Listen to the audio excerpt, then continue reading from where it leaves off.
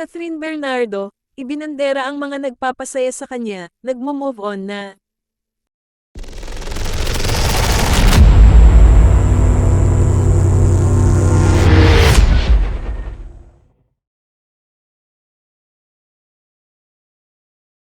Matapos ang confirmed breakup, nagkaroon ng live update ang award-winning actress na si Catherine Bernardo sa social media. Sa isang Instagram post, makikita ang ilang litrato na ayon sa kanya ay nagbibigay saya sa kanya recently. Makikita ang pictures ng nature, dagat, rainbow, pati na rin ang ilan niyang non-showbiz friends.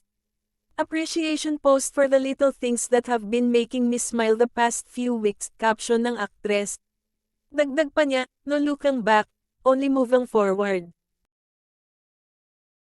Ilan lamang sa mga nagkomento at nag-like sa post ay ang kapwa-artista na sina Sharon Cuneta, Chi Filomeno, Alora Sasem, Cassie Legaspi, Darla Soler, Corina Sanchez Rojas, at marami pang iba.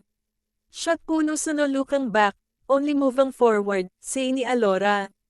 Komento naman ni megastar Sharon, love you, lahad ni Darla, still can't get over your water performance. Kaya so excited sa next chapter. Ang update na yan ni Catherine ay ilang oras matapos burahin ng kanyang dating partner na si Daniel Padilla ang breakup message nito para sa kanya. Ito na kaya ang paaring ng aktres na wala ng Kathniel comeback at second chance? Anyway, speaking of deleted post, inalis na nga ni Daniel ang breakup message sa kanyang Instagram account.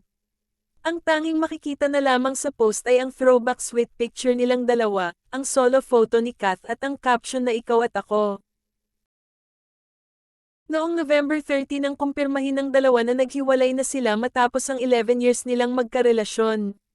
Mababasa pa nga sa post ng aktor ang mahabang mensahe para sa dating girlfriend kung saan inihayag niya ang kanyang pasasalamat dahil hindi siya iniwan nito kahit ano pa man ang pinagdaanan niya sa buhay.